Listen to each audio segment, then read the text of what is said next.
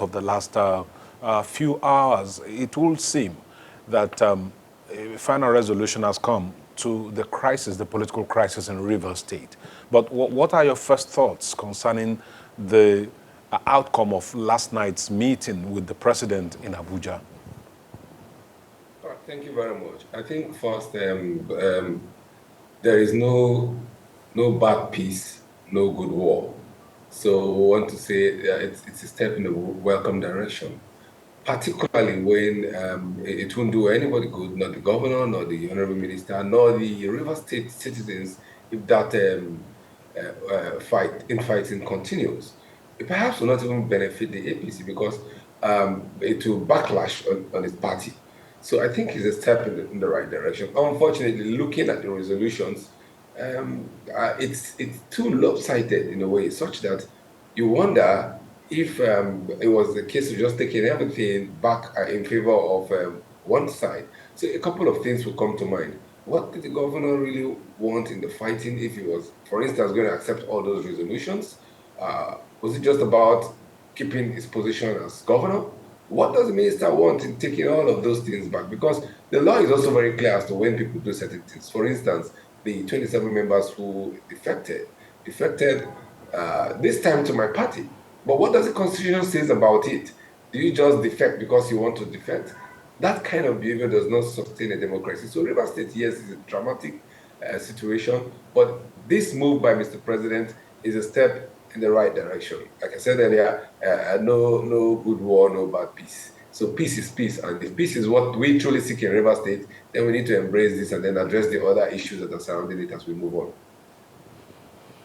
All right. So, I mean, if you listened to the response by the newspaper reviewers just a few minutes ago, they seemed a little disheartened by the outcome of the meeting. Some have said, well, it means that the governor from Ab initio wasn't prepared to go into this all head-on full swing and has come out, you know, more or less, perhaps with less expectations for people who had held on to say that maybe in the first time in a long time, River State would really have some level of autonomy in terms of their rights and freedom as a people. But, you know, others would also argue, is peace not, like you have said, not better than the obvious?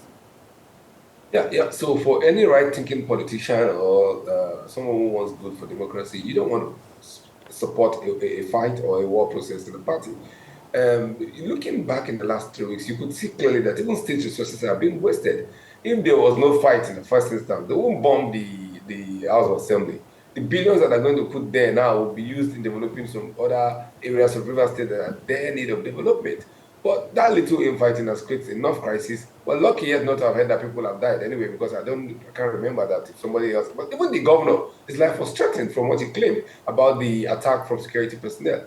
And so in such a situation where there's infighting and it continues and tempers get high, we can't even predict what will happen. Now, there could be a state of emergency declared in River State. So the governor is also sensitive to the fact that, in as much as I want to be governor, I shouldn't throw everything under the bus.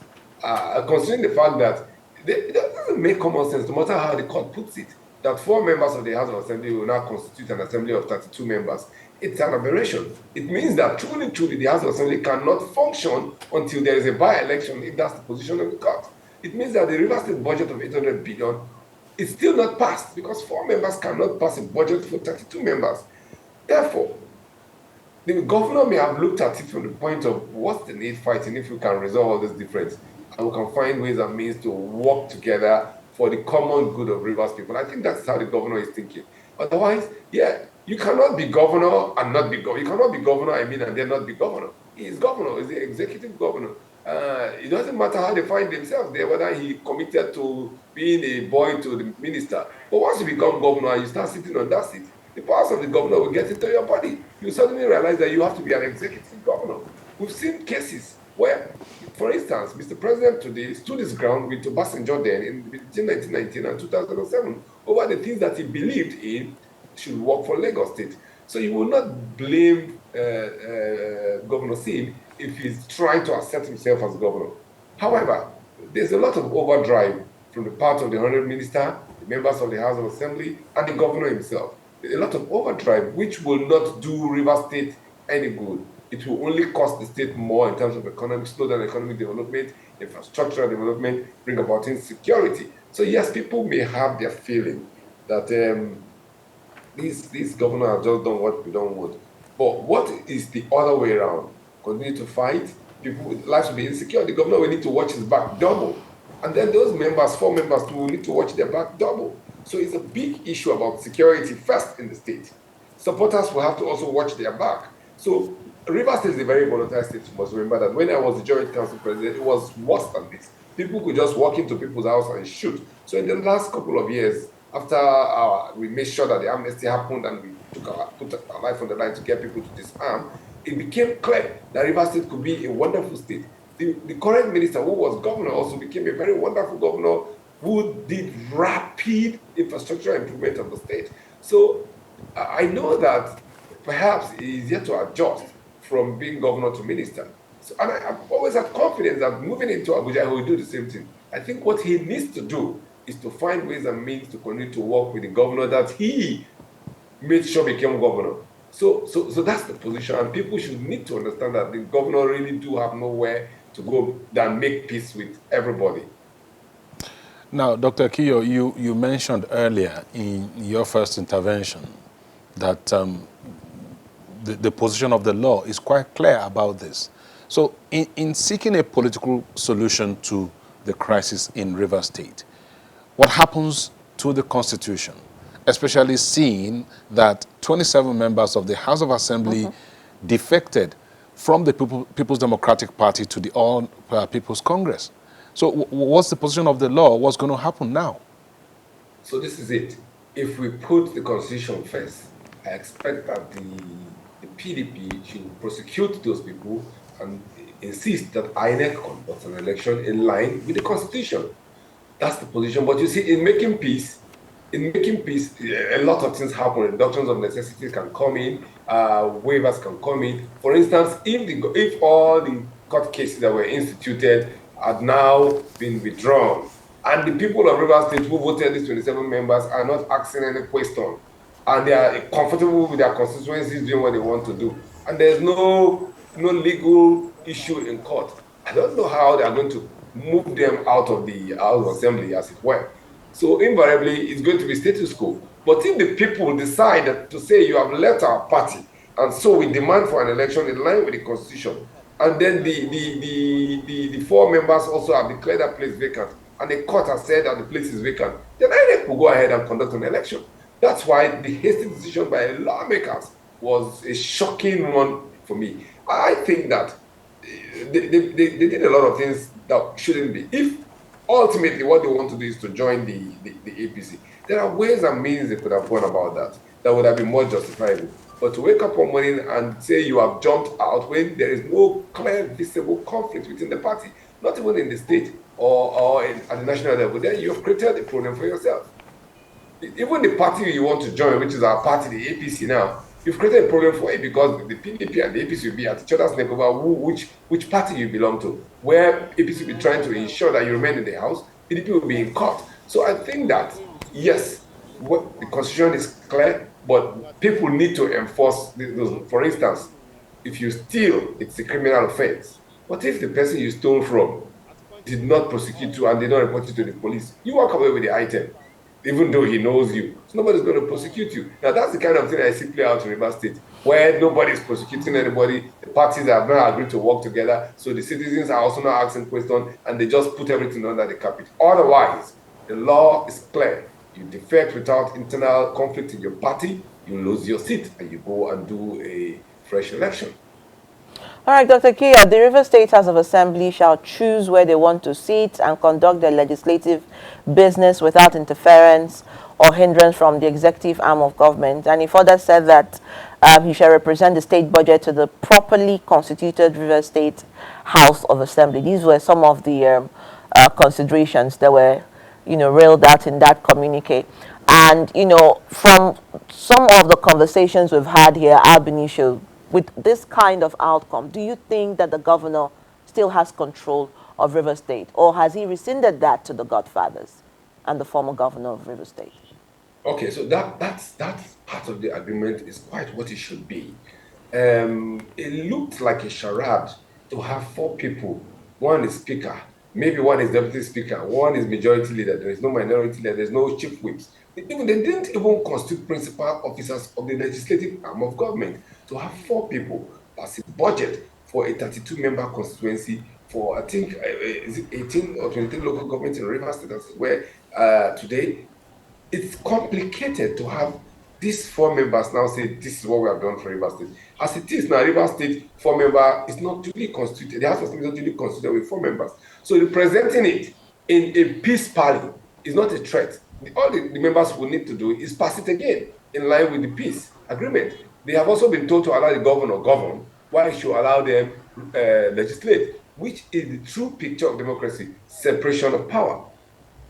Choosing where to sit is a bit ambiguous because the desire to sit in Lagos is an aberration. It needs to be within Rivers State, where to sit within Rivers State, pending at a specific location that will be a temporary House of Assembly or legislative arm of government until such a time that the renovation or the rebuilding, in this case, because I don't think the renovation are practically going to build a new one by the demolition, will occur. That may not occur in 6 months. So definitely the state government have a lot of lying low or lying fallow properties that can immediately be put to use for a temporary site for the legislative arm of government. But to choose where they sit would mean that they can go to the Honorable Minister's house in Abuja and be sitting there. It doesn't apply. So whereas that content seemed to bring about peace, it should also have specified that that sitting must be within River State and a specific place agreed upon. That's how I look at it. Now, the other issue of whether the governor is interfering with them, I don't believe that how governors interfere with the House of Assembly. I believe that the members of the House of Assembly across our country seem to be more driven by pecuniary gains from the executive arm rather than legislating. So they will always run to the governor seeking for one favor in order to suit the governor. Only recently, in the last 8 years, Delta State House of Assembly, they were just approving humongous sums of loan for the governor. That doesn't make sense to even a common man in the street. Because they knew they wanted one of their own to be governor and they wanted one of their own to cooperate. So when they cooperate in those kind of things, people will now say the governors are taking powers. The Eighth Assembly pushed that there should be autonomy for local governments. They approved it. The local government chairman themselves and the House of Assembly turned it down. So by themselves turned it down because they want to work with the governor. So to be separated in separation of power is beautiful. After the governor perhaps released their budget for them in the legislative arm, they were exhausted and they will now go and be cutting deals with the governor. So it is the House of Assembly that will still run to the governor again for policy because they want to make more money than they should earn. And that is the pain of democracy, whether it is at the national level or at the state level. Now, Dr. Kiyo, you've talked about a whole number of things, and they all come right back to the 1999 Constitution as amended. Where is the position of law in all of these issues? Okay, we'll resolve it this way, we'll resolve it that way, but where does the law stand? How can this political solution be blended with the law such that while we are resolving a problem, we are not digging a hole to fill a hole by doing unconstitutional things? That really is a critical issue for me. Yeah, so that's why I said I'm not a lawyer, I'm a doctor, but common sense says that if we need to follow the Constitution, the pronouncement that 27 members of the count puts them before the Section 109 as the Constitution says, and that needs to be followed stricto sensu. But that's only going to happen where people who should demand for that to happen are willing to demand for it to happen. But hold on a second. The members of the House of Assembly who defected did it publicly.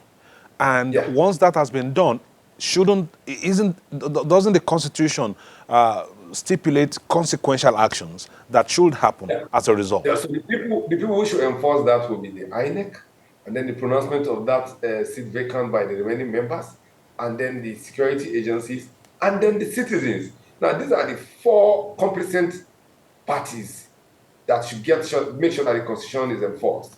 So it means thereof that ideally there should be a by-election in those 27 constituencies. Even in their new party or even back in the former party where they were, they need to be re-elected by the same people who elected them to continue to run either as members of the PDP or as members of the APC.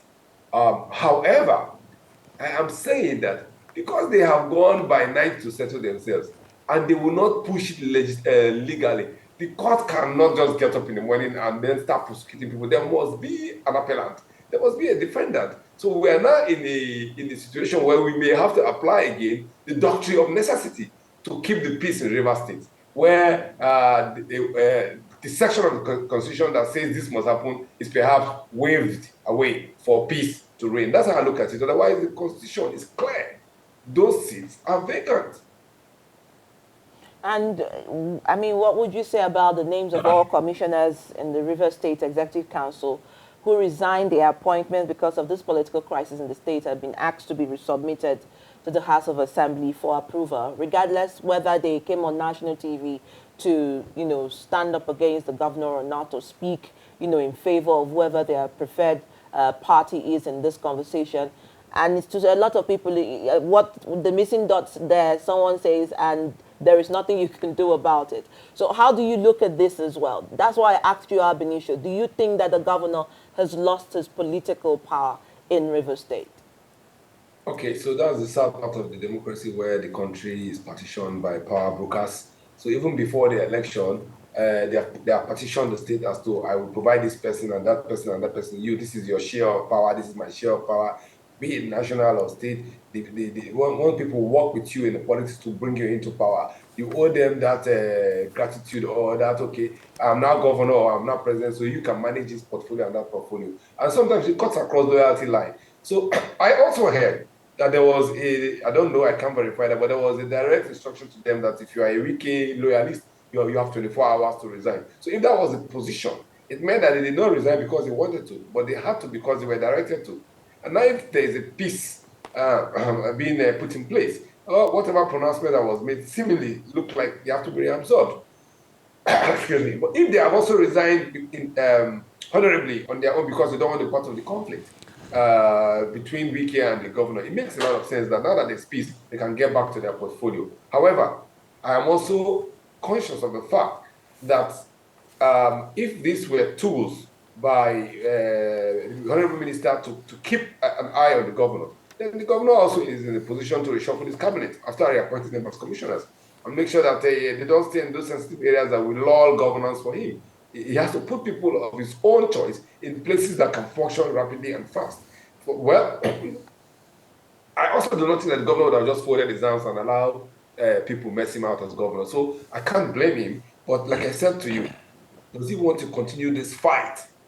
Is he sure of not creating a situation where there will be insecurity in the state and a state of emergency pronounced perhaps for 6 months, and he goes home and waits there for 6 months, and then people manipulate the process in a manner that even by the time he's returning, he's not still in control? Or is it better to embrace peace now and take baby steps to adjust the crack lines that he has found in the last couple of weeks? I think he has chosen wisely to embrace peace. And if he can speak with the Honorable Minister as his former boss and both friends now, and both now former governor and now governor, and they can understand themselves, I think governance would be better for the people of River State than the fighting. Okay, you said governance will be better, but what about democracy? What about the need to build a stable and virile one, especially going by the kind of history that we have seen in Lagos State between President Obasanjo then and Governor Tinubu. Tinubu is now the president. Chris Ngige in Anambra State. Of course, all of the happenings that have taken place. In some of these cases, clearly the law was not followed in favor of political solution. But my question really is, Chris, where do we draw the line between politics and governance? How do we also ensure that governance is no longer truncated because of political considerations, so that the people do not end up being the ones who will suffer the consequences? Okay, thank you. So there's a lot of lacuna in the 1999 Constitution that puts us at mercy of people who have taken power from then till now. And it hurts some of us who understand that democracy should be run better. First, The big mistake was to put local government under state governments.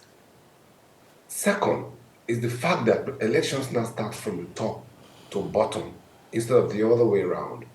In the 1979 constitution up to the IBB era where the Abiola election was held, you could see that power was for the people.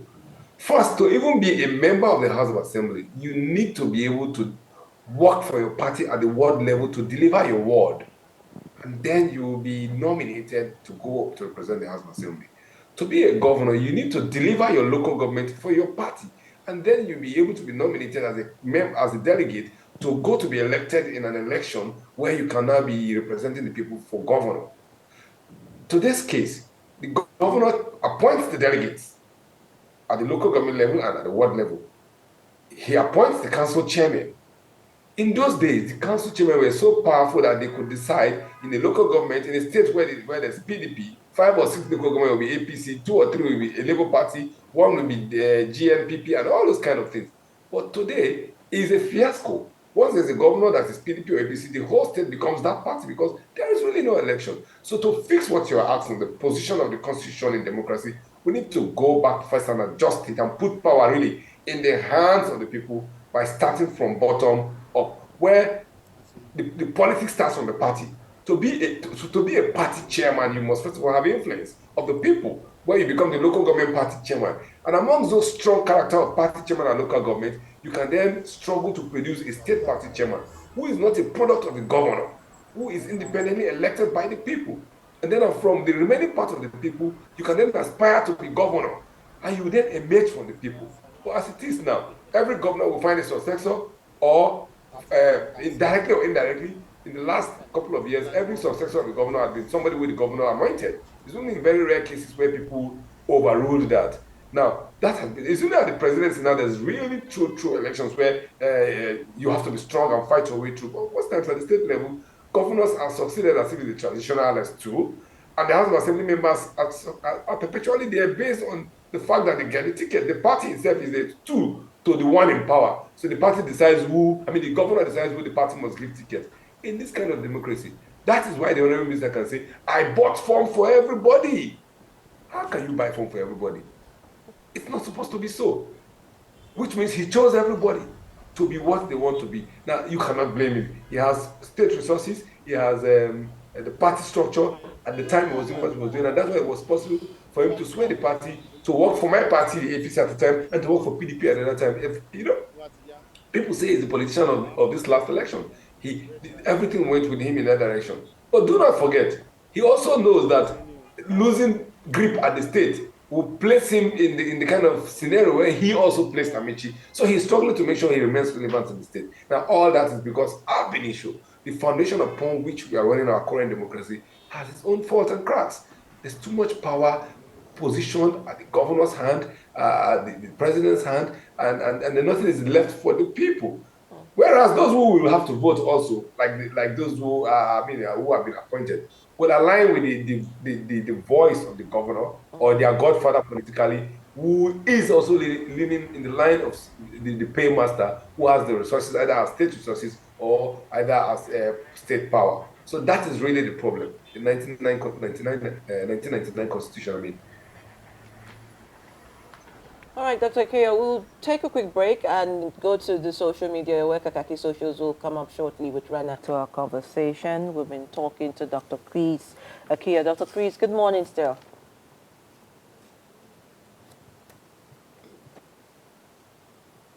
Morning. Thank you.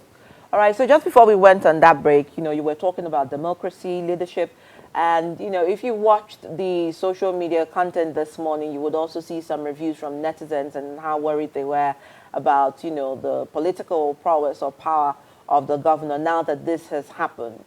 But going forward, in terms of, pushing forward the narrative you were trying to stretch before the break, let's look at the issue of godfatherism in the political space. It's a very important conversation for us to have now.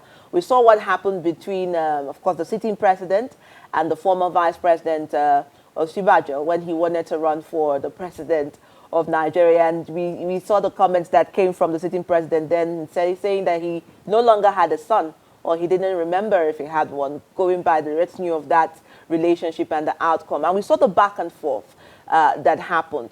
But how is it important for us to review the level of perhaps influence of godfatherism in Nigerian politics? Yeah, so it brings us back to what I earlier mentioned when I said the 1999 Constitution perhaps is the nidus for which all this godfatherism thing has happened. Prior to that time, you could just only be a politician if the people wanted you to. You could have all the money, but the people can choose who they wanted to from the grassroots. Currently, it's a bandwagon effect. People join their parties, and then the parties pull them through, and then they vote in that direction, and then people buy votes and all of those kind of things. We're struggling to deal with that. INEC is battling with that, particularly in the last election, with the help of the beavers, it reduced the vote rigging to something that is enviable. Now, so long as we are operating on this mantra of the 1999 Constitution, these godfathers will exist. People have to fund the political parties because those parties are broke perpetually. They are only buoyant during election. Immediately after election, they become just a name. Now, the people who occupy offices in the political party look up to those who they have elected into power to fund them. Those who they have elected in power also want to remain in power for longer time, so they fund them in such a way that they decide who becomes their successor. That's where the godfatherism starts from. So somebody owns the party because he is the governor. He decides what happens and who becomes chairman of the party. Somebody who owns once he has done that, he begins to direct the affairs of the party through the instrument of the party, through the chairman, down the ladder, up to those who eventually vote. So this godfather thing will be there until otherwise we reverse the trend and perhaps look at the section in the 79 Constitution that allow the local government to be truly autonomous, where local governments can operate, and then the local government people can choose who become their chairman by themselves, and such a chairman will working with these people can decide which party he wants to support to be governor, and then the governors also in line with who they want to support with the local government chairman eventually, because they would have made the local government the governor from the grassroots, which national party they are going to support. And that was what happened in the 79 era. So democracy was balanced. Though they were still godfathers then, but they were not godfathers who could just put anybody in their pocket. It was difficult. And you can imagine that right now, as we're talking, a sitting governor with executive powers is being gouged or how to put it, gagged properly in the sense where he had to be drastic in taking his decision. It makes it complicated. If a governor of a state as powerful as Rivers State can go through this kind of pressure in the name of godfatherism, then you know that the rest of the people down the ladder have no voice of their own. They will pay, they will dictate, like they say, who pays the piper dictate the tune. Their tune will be dictated by those who have given them power, directly or indirectly. Now, Dr. Kiyo, going by what you just said now, it would mean that godfatherism is something that would be problematic to tackle in the Nigerian political space if we are to continue to run this way. So I'm thinking that you should tell us, what do you think can be done? Because it looks like there's a need to touch the legal framework, looking at the constitution of the political parties, looking at the electoral laws in Nigeria, to ensure that power should truly belong to the people. Okay. If we are ready, and the legislative arm then needs to be the first point, they need to look at our constitution and truly amend those sections that put powers, local government powers, in the hands of the state governors and take it out completely and make sure local governments are autonomous. Then we need to also begin to look at a system where this multi-party system is reduced in our country, where people can jump from one party to another because of convenience. We need to clearly enforce those sections of the law that also bar people from just jumping from party to party. Then we'll take the first step towards resolving this godfatherism. It means that then we also need to consider this, what you call it, where you have candidates, independent candidates who can run elections without being in any political party. Then if we begin to look at those areas, and there is no godfather, you'll be amazed as to how many people can win an election without being members of a political party, who have objective minds and do what they want to do. You know, it's so funny that I wanted to run for House of Reps in 2011. And the sitting governor tells me, I can't give you the ticket because the man in there is my friend. The party says there's no ticket. There's no ticket for you because we are not ready to remove the man who has done 12 years, is still there today, 24 years representing me. Perhaps people don't know him, but he's there. He's not even heard. He stays in the shadow, makes money sitting down there. And they are not removing him because the party benefits from him. And because he is now a godfather in the constituency.